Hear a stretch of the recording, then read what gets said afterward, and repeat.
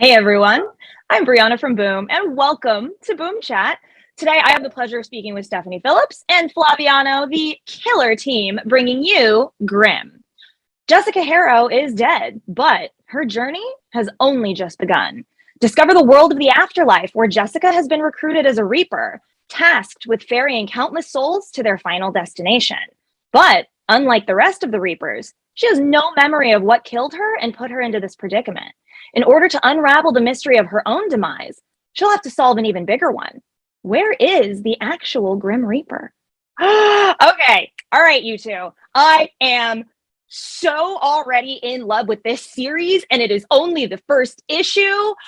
I did the colors, the everything, the story, the tone. It is just the most fun thing I have ever picked up.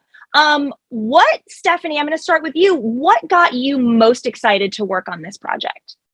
Um, so much. I really liked coming to the idea. I've always wanted to tell a story from the perspective of a dead protagonist. Like, I really like unreliable narrators, and something about being dead, I feel like makes a lot of the story just inherently unreliable and interesting. Like, that's a perspective that I think we probably don't get a lot for obvious reasons. And then, obviously when pretty early on in the project, Flaviano was mentioned as the artist. It's like, this could not be more perfect. Like, you have the perfect art team coming on board, getting Rico and Tom as well. The editors that I've always wanted to work with. We have great editors on the book.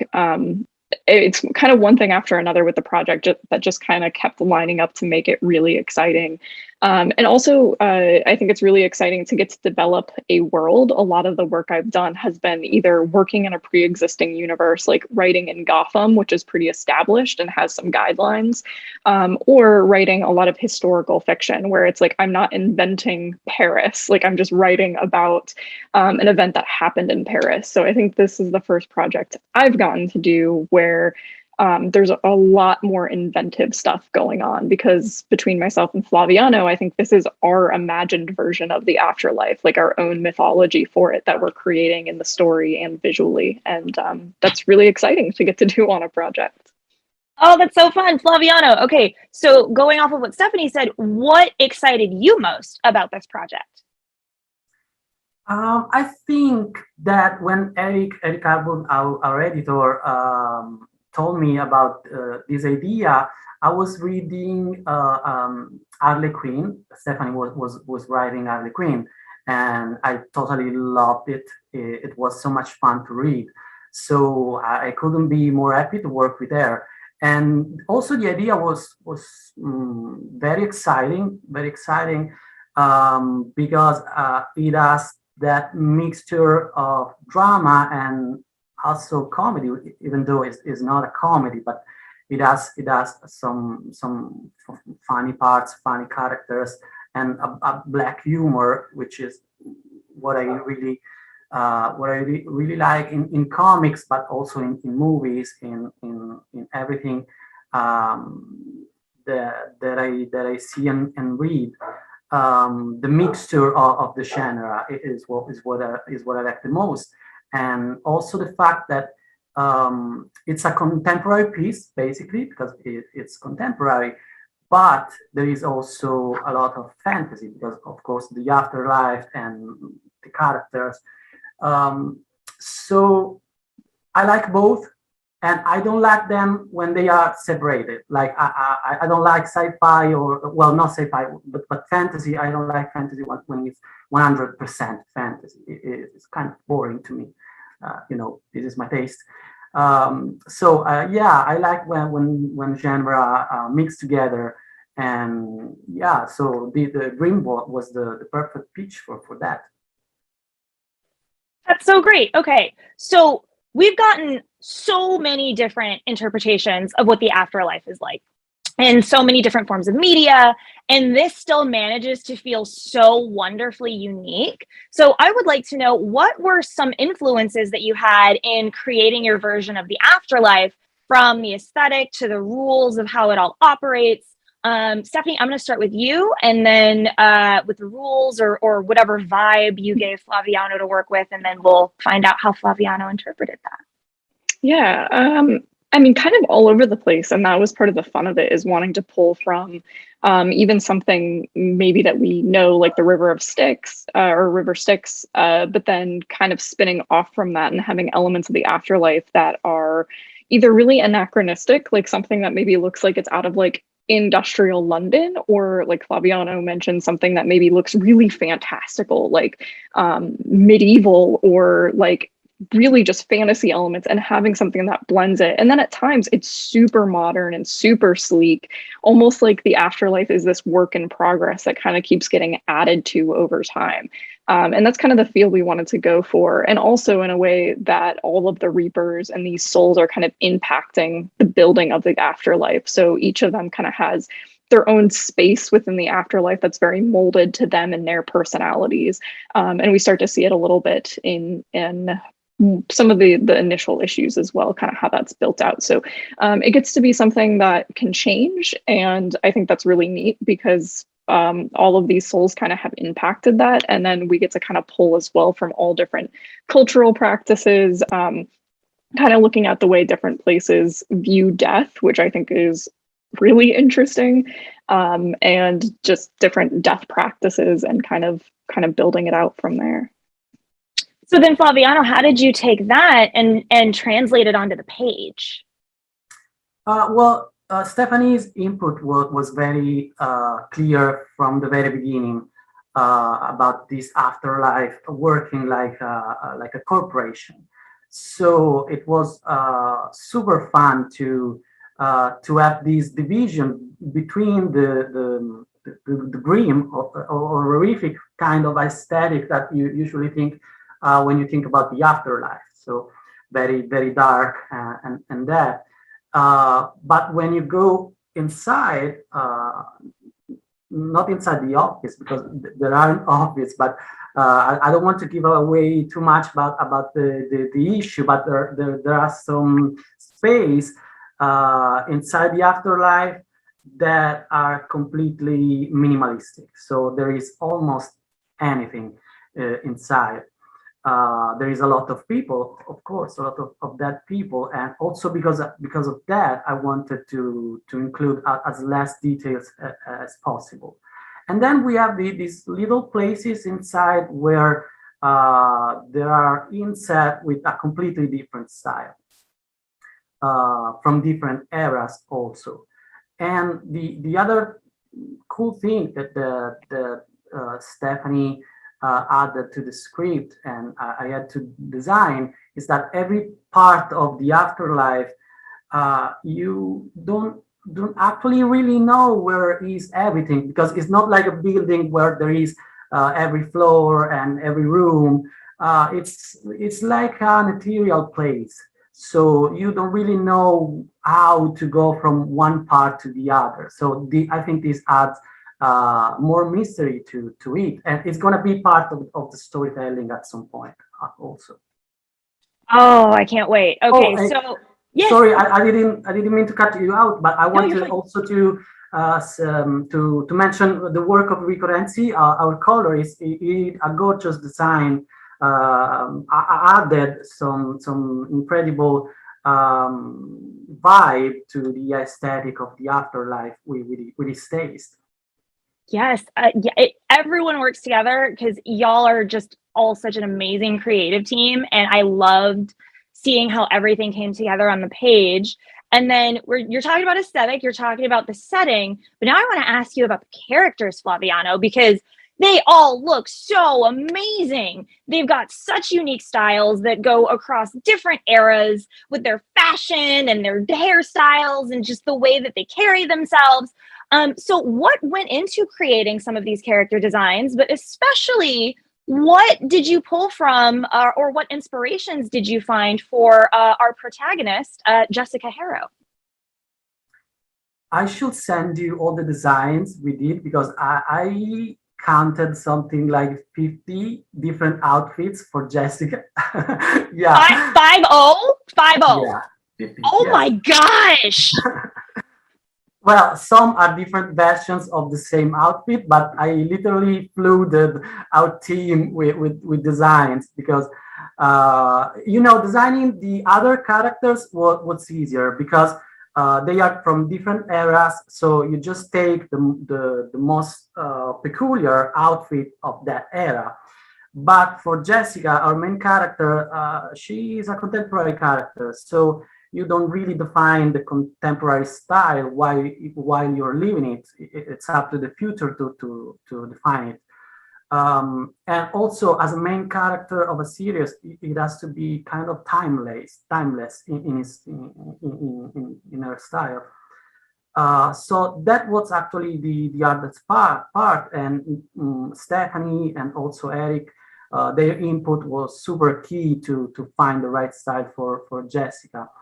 And also color-wise was hard because of the outfit, all the different colors that we tried didn't quite work because they looked kind of sci-fi, like a space ship pilots, that kind of sci-fi. So at some point we found that red was the right color for the outfits. Because it is not something you really see a lot in sci-fi, because colors like blue and cyan are most used in that genre. And also red, especially when it's dark red, has a kind of a retro vibe. So that was actually when we all agreed that that was the right style.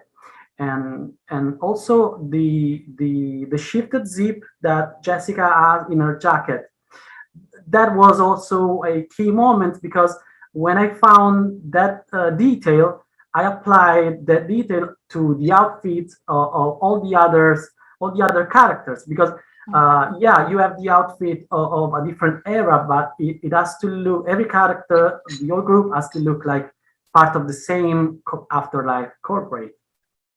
So that detail was actually applied to all the characters in different ways. And at that point, we knew that was the right way.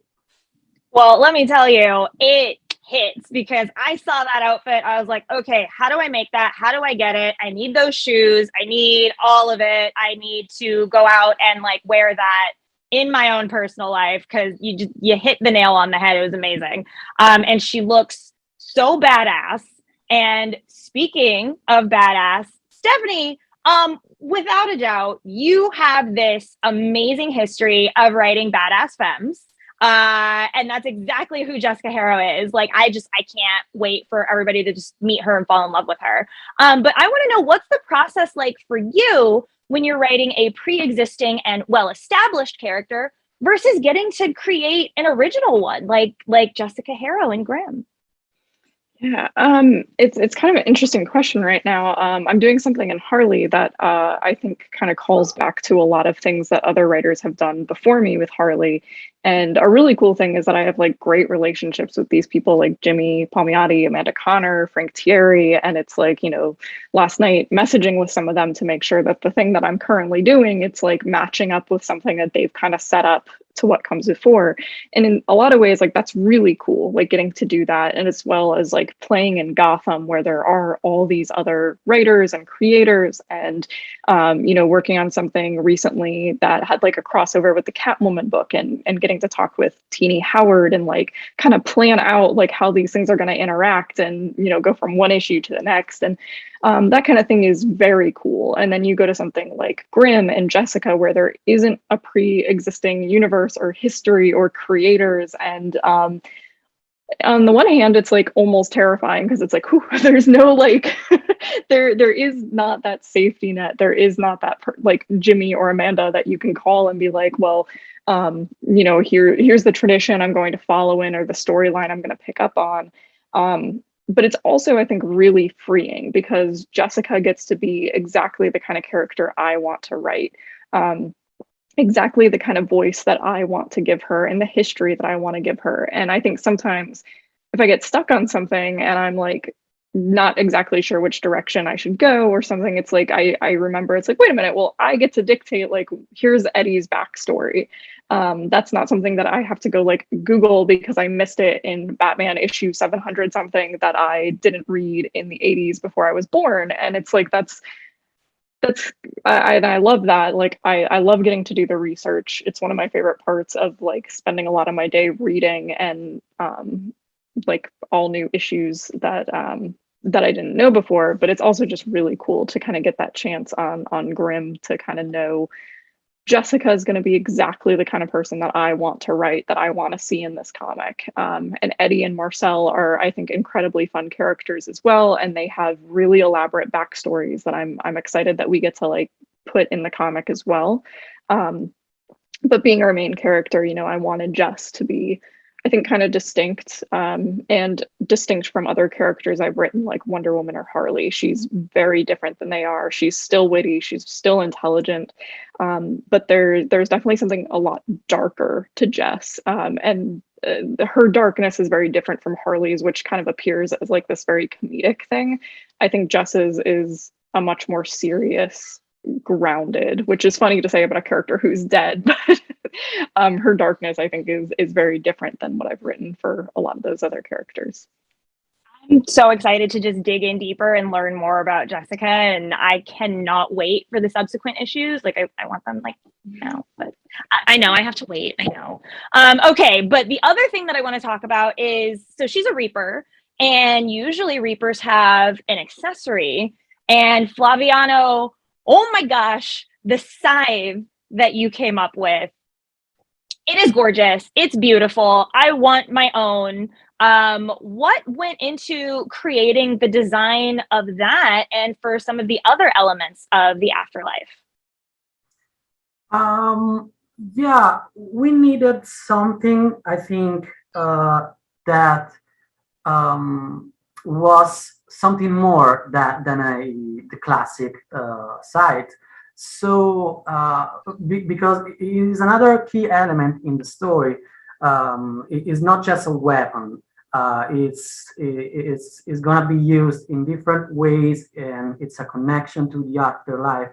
So we needed something that could be turned on and off, and because of that, the light blade, and yeah, and having the light blade being red, like the details in the outfit, so everything goes around the same design, helped to find the iconic look for Jessica and for all the Reapers.